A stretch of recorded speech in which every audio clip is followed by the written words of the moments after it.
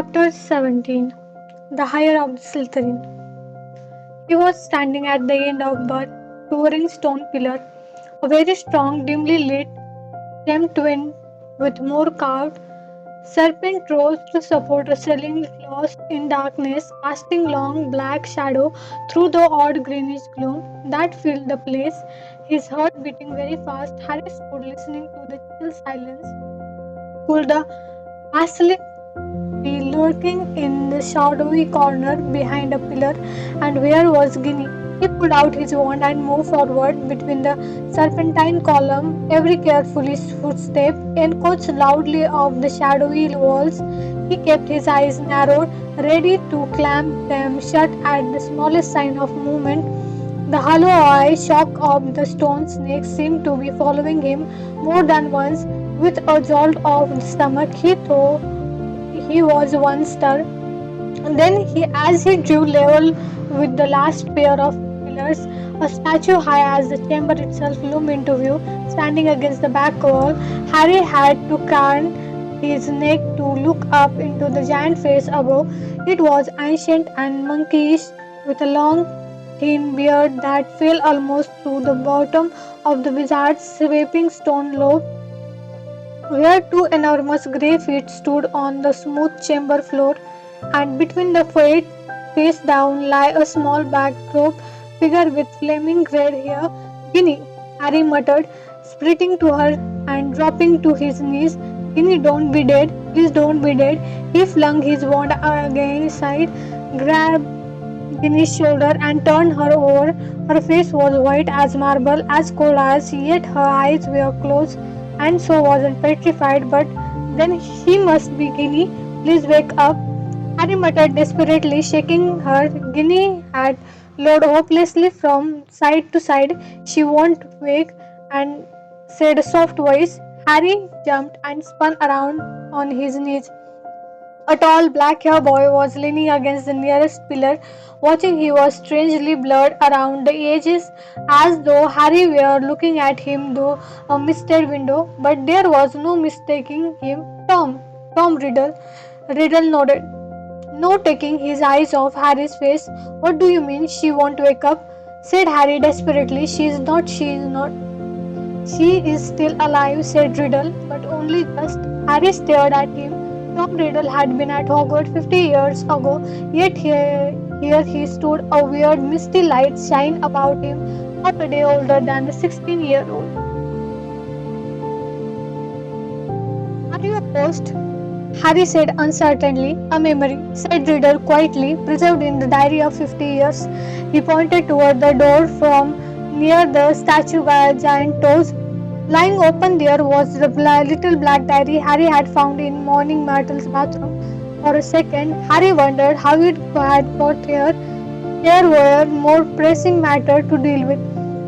You have got to help me, Tom, Harry said, raising Ginny's head again. We have got to get her out of here. There is a basilisk. I don't know where it is, but it could be along any moment. Please help me. Riddle didn't move. Harry, sweating, managed to hoist Ginny half off the floor and bent to pick up his wand again. But his wand has gone. Did you see? He looked up. Riddle was still watching him, twirling Harry's wand between his long fingers. Thanks, said Harry, stretching out his hand for it. A smile curled off the corner of Riddle's mouth. He continued to stare at Harry, twirling the wand idly. Listen, said Harry urgently, his knees sagging with Ginny's dead weight. We have got to go. If the basilisks come, it won't come until it is called, said Riddle calmly. Harry lowered Ginny back onto the floor, unable to hold her up any longer. What do you mean? He said. Look, give me my wand. I might need it. Riddle smiled broadened. You won't be needing it, he smiled. Harry stared at him. What do you mean I won't be? I have waited a long time for this, Harry Potter, said Riddle, for a chance to see you, to speak to you. Look, said Harry, losing patience, I don't think you get it. You're in the Chamber of Secret. We can talk later. We are going to talk now, said Riddle, still smiling broadly, and he pocketed Harry's wand. Harry stared at him. There was something very funny going on there. Now did Ginny get little this? He asked slowly. Well, that's an interesting question, said Riddle pleasantly, and quite a long story. I suppose the real reason Ginny Weasley is like this is because she opened her heart and spilled all her secret to the invisible stranger. What are you talking about? Said Harry. The diary, said Riddle. My diary. Little Ginny's been waiting in it for months and months, telling me all her pitiful worries and woes, how her brother teased her, how she had to come to school with second-hand robe and books. Now Riddle's eyes glinted, how she didn't think famous good great Harry Potter would ever like her. All the time he spoke, Riddle's eyes never left Harry's face. There was an almost hunger look in them. It's very boring having to listen to the silly little trouble of an 11-year-old girl, he went on, but I was patient. I wrote back. I was sympathetic. I was kind. Ginny simply loved me. No one ever understood me like you, Tom. I'm so glad I have got this diary to confide in. It's like having a friend I can carry around in my pocket. Riddle laughed, a high, cold laugh that didn't suit him. It made the hairs stand up on the back of Harry's neck. If I say it myself, Harry, I have always been able to charm the people I needed. So Giddy poured out her soul to me, and her soul happened to be exactly what I wanted. I grew stronger and stronger on a diet of her deepest fear, her darkest secret, and I grew powerful. Far more powerful than little Miss Weasley, powerful enough to start feeding Miss Weasley a few of my secrets, to start pouring a little of my soul back into her. What do you mean? Said Harry, whose mouth had gone very dry. Haven't you guessed yet? Harry Potter, said Riddle softly. Ginny Weasley opened the Chamber of Secret. She strangely the school roster and dawdled threatening messages on the wall. She said the serpent of Slytherin on 4 mudbloods and the squib cat. No, Harry whispered. Yes, said Riddle calmly. No, she didn't know what she was doing at first. It was very amusing. I wish you could have seen her new diary entries. Far more interesting they become. Dear Tom, he recited, watching Harry's horrified face. I think I'm losing my memory. There are roster feathers all over my robes, and I don't know how they got there. Dear Tom, I can't remember what I did on the night of Halloween, but I cat was attacked and I have got paint all down my front. Dear Tom, Percy keeps telling me I am pale and I am not myself. I think he suspects me. There was another attack today and I don't know where I was. Tom, what I am going to do? I think I am going mad. I think I am the one attacking everyone, Tom. Harry's fists were clenched, the nails digging deep into his palm. It took a very long time for stupid little Ginny to stop trusting her diary and riddle, but she finally became suspicious and tried to dispose on it. And that's where you came in. Harry, you found it, and I couldn't have been more delighted. Of all the people who could have picked it up, it was you, the very person I was most anxious to meet.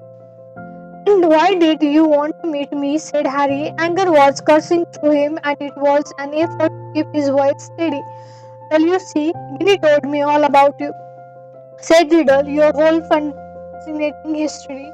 His eyes rovered over the bleeding scar on Harry's forehead, on their expression grew hungrier. I knew I must find out more about you, talk to you, meet you if I could, so I decided to show you my famous capture of the great of Hagrid to gain your trust. Hagrid is my friend, said Harry, his voice now shaking. And you framed him, didn't you? I thought you made a mistake, but Riddle laughed his high laugh again. It was my word against Hagrid. Harry, well, you can imagine how it looked to old Armado Dippet. On the one hand, Tom Riddle, poor but brilliant, parentless but so brave, school perfect, model student. On the other hand, big, blundering Hagrid in trouble every other week, trying to raise werewolf cubs under his bed, sneaking off to the forbidden forest to wrestle troll. But I admit I was surprised how well the plan worked. I thought someone must realize that Hagrid couldn't possibly be the heir of Slytherin. It had taken me 5 whole years to find out everything I could about the Chamber of Secret and discover the secret entrance. As though Hagrid had the brains of the power, only the Transfiguration teacher, Dumbledore, seemed to think Hagrid was innocent. He pursued a debate to keep Hagrid and train him as a keepkeeper. Yes, I think Dumbledore might have guessed. Dumbledore never seemed to like me as much as the other teachers did. I bet Dumbledore saw right through you, said Harry, his teeth gritted. Well, he certainly kept an annoyingly close watch on me after Hagrid was expelled, said Riddle carelessly. I knew it wouldn't be safe to open the chamber again while I was still at school, but I wasn't going to waste those long 5 years I spent searching for it. I decided to leave behind a diary preserving my 16-year-old self in its pages so that one day, with luck, I will be able to lead another in my footsteps and finish Salazar Slytherin's novel work. Well, you haven't finished it, said Harry triumphantly. No one's died this time, not even the cat. In a few hours, the Mandrake draught will be ready, and everyone who was petrified will be all right again. Haven't I already told you, said Riddle quietly, that killing Mudblood doesn't matter to me anymore? For many months now, my new target has been you. Harry stared at him. Imagine how angry I was when the next time my diary was opened, it was Ginny who was writing to me, not you. She saw you with the diary, so she and panic. What if you found out how it worked and I repeated all her secret to you? What if, even worse, I told you who is been stranglingly roasted, so the foolish little brat waited until your dormitory was deserted and stole it back? But I knew what I must do. It was clear to me that you were on the trail of Slytherin's hire from everything Greeny had told me about you. I knew you would go and any length to solve the mystery, particularly if one of your best friends was attacked. And Ginny had told me the whole school was buzzing because you could speak Parselton. So I made Ginny write her own farewell on the wall and come down her to wait. She struggled and cried and became very boring, but there isn't much life left in her. She put too much into the diary, into me, enough to let me leave its pages at last. I have been waiting for you to appear since we arrived here. I knew you had come. I have many questions for you, Harry Potter. Like what? Harry spat, fist still clenched. Well, said Riddle, smiling pleasantly. How is it for that you, a skinny boy with no extraordinary magical talent, managed to defeat the greatest wizard of all the time? How did you escape with nothing but a scar while Lord Voldemort's power were destroyed? There was an odd red gleam in his hungry eyes now. What do you care how I escaped? I said Harry slowly. Voldemort was after you time. Voldemort said Riddle softly. It's my past, present and future, Harry Potter. He pulled Harry's wand from his pocket and began to track it through the air, writing three smearing words: Tom Marhold Riddle. Then he waved the wave, and the letters of his name rearranged themselves. I am Lord Voldemort. You see, he whispered, it was a name I was already using at Hogwarts to my most intimate friends only. Of course, you think I was going to use my filthy muggle father's name forever. I, in whose veins run of the blood of Salazar Slytherin himself through by my mother's side, I kept the name of the foul common muggle who abandoned me even before I was born, just because he found out his wife was a witch. No, Harry, I fashioned myself a new name, a name I knew wizard everywhere would one day fear to speak when I had become the greatest sorcerer in the world. Harry's brain seemed to have jammed. He started nubbling at Riddle, at the orphan boy who gave grown up to murder Harry's own parents and so many others. At last he forced himself to speak. You're not, he said, his quiet voice full of hatred. Not that, snapped Riddle. Not the greatest sorcerer in the world, said Harry, breathing fast. Sorry to disappoint you and all that, but the greatest wizard in the world is Albus Dumbledore. Everyone says so, even when you were strong, you didn't dare try to take over at Hogwarts. Dumbledore saw through you when you were at school, and he still frightened you now. Wherever you hiding these days, the smile had gone from Riddle's face to be replaced by a very ugly look. Dumbledore's been driven out of this castle by the mere memory of me, he hissed. He's not as gone as you might think, Harry retorted. He was picking at random, wanting to scar Riddle, wishing rather than believing it is be true. Riddle opened his mouth but froze. Music was coming from somewhere. Riddle wheeled around to stare down the empty chamber. The music was growing louder. It was eerie, spine tingling, unearthly. It lifted the hair off Harry's scalp and made his heart feel as though it was swelling to twice its normal size. Then, as the music reached much a pitch that Harry felt it vibrating inside his own ribs, flame erupted at the top of nearest pillar. A crimson bird that size of a swan had appeared, piping it weird music to the vaulted ceiling. It had a glittering golden tail as long as peacocks and gleaming golden talons, which were gripping a rattle bundle. A second later, the bird was flying straight to Harry. It dropped the red ink it was crying at his feet, then landed heavily on his shoulder as it folded its great wing. Harry looked up and saw it had a long, sharp golden beak and inky black eye. It stopped singing. It sat still and warmed to the next. Harry, gazing steady at Riddle. What's the noise? Said Riddle, staring surely back at it. Stops. Harry breathed and he felt twelve golden claws squeak his shoulder gently. And that, said Riddle, now eyeing the rag, this the fax that dropped that the whole school sorting hat. So it was patch frayed and dirty that lay motionlessly at Harry's feet. Riddle began to laugh again. His laugh was so hard that the dark chamber rang with it, as though ten Riddle were laughing at once. This is what Dumbledore sent his defender, a songbird and an old hat. Do you feel brave, Harry Potter? Do you feel safe now? Harry didn't answer. It might not see what use Fox or Sorting Hat were, but he was no longer alone. And he waited for Riddle to stop laughing with his courage mounting to business. Harry, said Riddle, still smiling broadly, twice in your past, in my future. We have met and twice I failed to kill you. How did you survive? Tell me everything. The longer you talk, he added softly, the longer you stay alive. Harry was thinking fast, weighing his chance. Riddle had and won. Harry, had Fog and the Sorting Hat, neither of which would be much good in duel. It looked back all right, but the longer Riddle stood there, the more life was dwelling out of Ginny. And in the meantime, Harry noticed suddenly Riddle's outline was becoming clearer, more solid.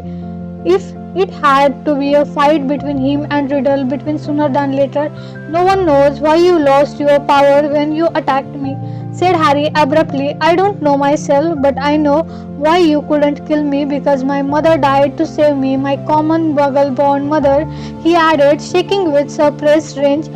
She stopped you killing me, and I have been the real you. I saw you last year. You are a brick. You are barely alive. That's where all your power got you. You're in hiding. You're ugly. You're foul. Riddle's face contoured. Then he forced it into an awful smile. So your mother died to save you. Yes, that's a powerful counter charm. I can see now. There is nothing special about you after all. I wondered, you see, there are stranger likeness between us. After all, even you must have noticed both half-bloods, orphan, raised by muggles, probably back only to Parsmouth to come to Hogwarts since the great Slytherin himself. We even looked something alike. But after all, it was barely a lucky chance that saved you from me. That's all I wanted to know. Harry stood tense, waiting for Riddle to raise his wand, but Riddle's twisted smile was pointing again. Now, Harry, I am going to teach you a little lesson. Let's match the power of Lord Voldemort, higher of Salazar Slytherin, against famous Harry Potter and the best weapon Dumbledore can give him. He cast an amused eye over Fix and the Sorting Hat, then walked away. Harry feared, spreading up his numb legs, watching Riddle stop between the high pillar and look into the stone face of Slytherin. High above him in the half darkness, Riddle opened his mouth wide and hissed. Harry understood that he was saying, "Me, Slytherin, greatest of the Hogwarts four." Harry wheeled around to look up at the statue, Fox swaying on his shoulder. Slytherin's gigantic stone face was moving, horror struck. Harry saw his mouth opening wider and wider to make a huge black hole, and something was staring inside the statue mouth. Something was slithering up from its dead. Harry backed away until he lit the dark chamber wall, and as he shut his eyes tight, he felt Fog's wings sweep his cheek as he took flight. Harry wanted to shout, "Don't leave me!" but chance did a phoenix have given against the king of serpents? Something huge hit the stone floor of the chamber. Harry felt it shuddered. He knew what was happening. He could sense it. Would almost see a giant serpent uncalling itself from Slytherin's mouth. Then he heard Riddle's hissing voice, "Kill him!" The basilisk was moving toward Harry. He could hear his heavy body slithering heavily across the dusty floor. Eyes still tightly shut, Harry began to run blindly sideways, his hand outstretched, feeling his way. Voldemort was laughing. Harry tripped. He fell hard onto the stone and tasted blood. The serpent was barely feet from him, could hear it coming. There was a loud, explosive spitting sound right above him, and then something heavy hit Harry so hard that he was smashed into the wall. Waiting for Fang to sink through his body, he heard more mad hissing, something traveling wildly up the pillars. He couldn't help it. He opened his eyes wide enough to squint at what was going. The enormous serpent, bright poisonous green, thick as an oak trunk, had raised itself high in the air, and its great blunt head was waving drunkenly between the pillars as Harry tremblingly ready to close his eyes. If it turned, he saw that distracted the snake. Fox was snoring around its head, and the basilisk was snapping furiously at him with a fang long and thin as saber. Fox dived his long golden beak snake out of the sight, and sudden shower of dark blood spattered over the floor. The snake's tail thrashed, narrow, missing Harry, and before Harry could shut his eyes, it turned. Harry looked straight into its face and saw that its eyes, both its great bulbul yellow eyes, had been punctured by the phoenix. Blood was streaming to the floor, and the snake was spitting in agony. "No!" Harry heard Riddle screaming. "Leave the bird! Leave the bird! The boy is behind you. You can still smell him. Kill him." The blinded serpent swayed, confused till deadly. Fox was circling its head, piping his ear song, jabbing here and there at its scale nose as blood poured from its round eyes. "Help me! Help me!" Harry muttered wildly. "Someone, anyone!" The snake's tail wiped across the floor again. Harry ducked. Something soft hit his face. The basilisk had swept the sorting hat into Harry's arm. Harry seized it. It was all he had left. His only chance. He rammed it into the head and threw himself flat onto the floor as basilisk tail swung over him again. "Help me! Help me!" Harry thought. His eyes screwed right under the hat. "Please help me!" There was no answering voice. Instead, the hat contracted as though an invisible hand was squeezing it very tightly. Something very hard and heavy thud onto the top of Harry's head, almost knocking him out. Stars twinkled in front of his eyes. He grabbed the top of the hat to pull it off and felt something long and hard beneath it. A gleaming silver sword had appeared inside the hat, its handle glittering with rubies the size of a kill the boy, leave the bird. The boy is behind you. Snip smell him. Harry was on his feet, ready. The basilic's head was falling into body, crawling around, hitting pillar as it twisted to face him. He could see the worst, bloody eye shocked, see the mouth stretching wide, wide enough to swallow him whole, lined with fang long as his sword thin, glittered venomous. Launched blindly, Harry dodged, and it hit the chamber wall. It lunged again, and its forked tongue lashed Harry's side. He raised the sword in both his hands. The basilisk laughed again, and this time its aim was true. Harry threw the whole weight behind the sword and drove it to the lid into the roof of the serpent's mouth. But as warm blood drenched Harry's arm, he felt sneering pain just above his elbow. One long poisonous fang was sinking deeper and deeper into his arm, and it splintered and Basilisk killed over sideways and fell twitching to the floor. Harry slid down the wall. He griddled the fang that was spreading poison to his body and it out of his arm, but he knew it was too late. White hot pain was spreading slowly and steadily from the wound as he dropped Fang and watched his own blood soaking his robe. His vision went foggy.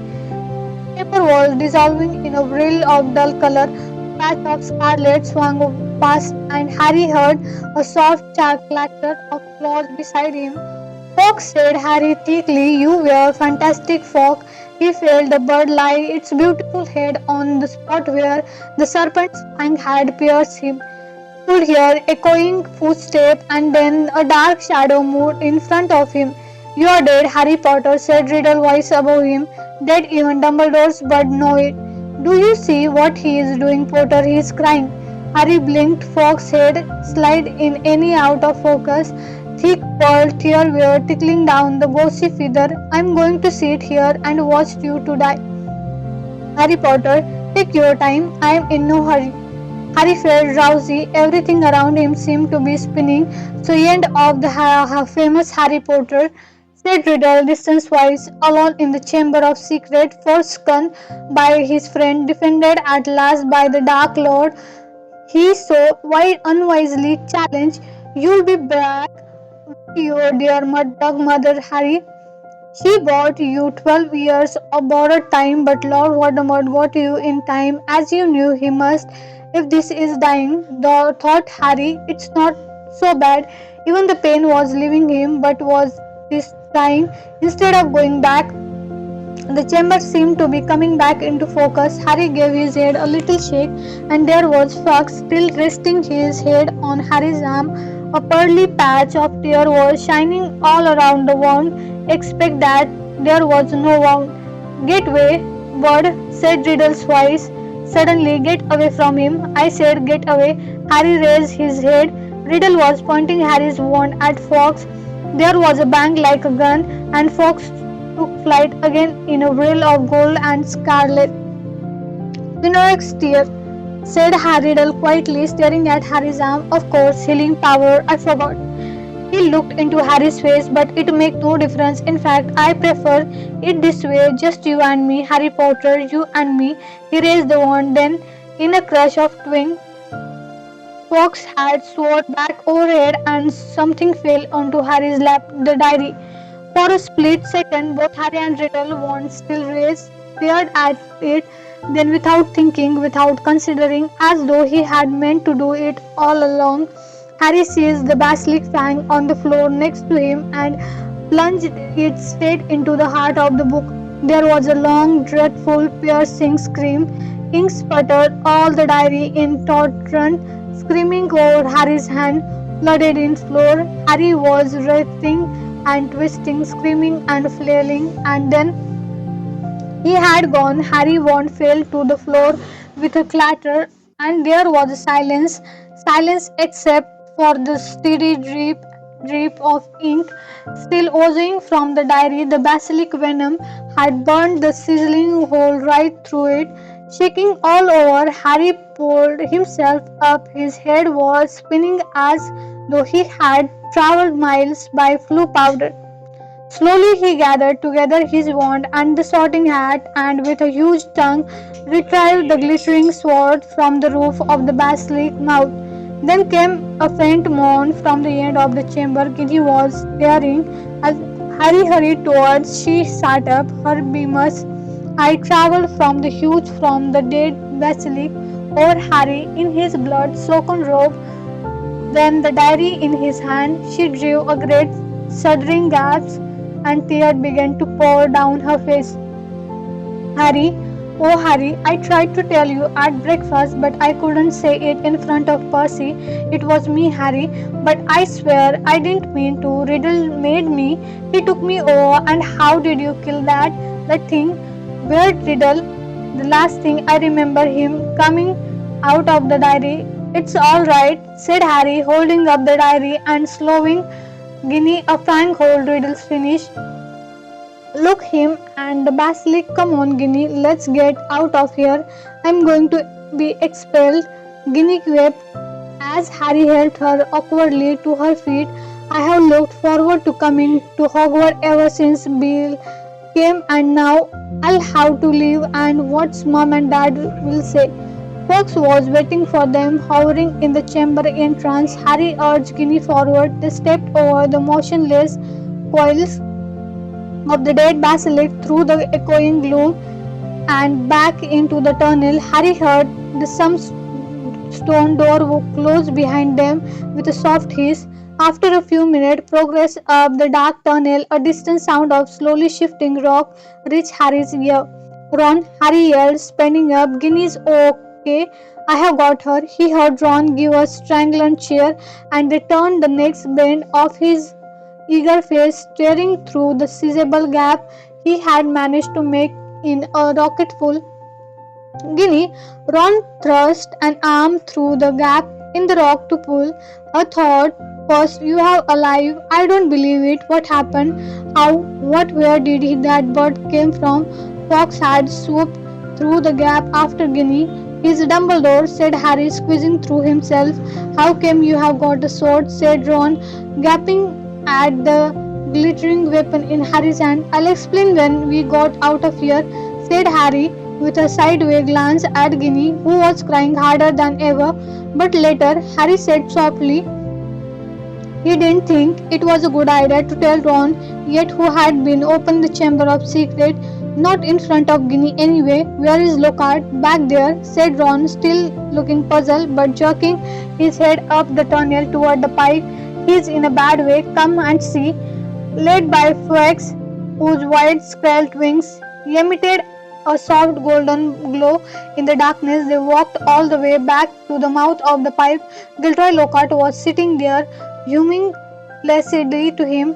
His memory is gone, said Ron. The memory charm backfired, hit him instead of us. Hasn't got a clue who he is, or where he is, or who we are.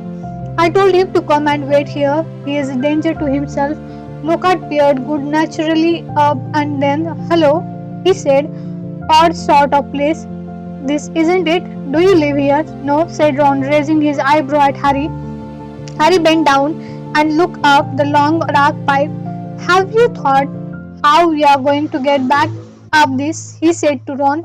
Ron shook his head, but Fawkes, the Phoenix, had swooped past Harry and was now fluttering in front of him, his beady eyes bright the dark. He was waving the long golden tail feather. Harry looked uncertainly at him. He looked like he wanted to grab hold, said Ron, looking perplexed. But you are much too heavy for a bird to pull up there. Fox, said Harry, isn't an ordinary bird. He turned quickly to the other. We have got to hold on to other. Ginny grabbed Ron's hand. Professor Lockhart, he means, said Ron sharply to Lockhart. You hold Ginny's other hand. Harry tucked the sword and the sorting hat into his belt. Ron took hold of the back of Harry's robe, and Harry reached out up, took hold of Fog's strangely hot tail's feathers. An extraordinary lightness seemed to be spread through the whole body, and the next second, in rush of wind, they were flying upward through the pipe.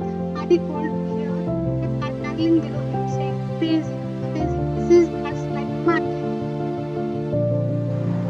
The chill air was whipping through Harry's hair, and before he had stopped enjoying the ride, it was over. All four of them were hitting the wet floor of Morning Martle bathroom, and Lockhart straightened his head, seeing that the pipe was sliding back into place. Martle goggled at him. "Live," she said blankly to Harry. "There is no need to sound so disappointed," he said grimly, wiping flakes of blood off his glasses. "Oh well, I had just been thinking if you had died, have been welcome to share my toilet," said Walter, blushing silver, said Ron as they left the bathroom for the dark, deserted corridor outside. "Harry, I think Martel grown fond of you. You have got a competition, Guinea."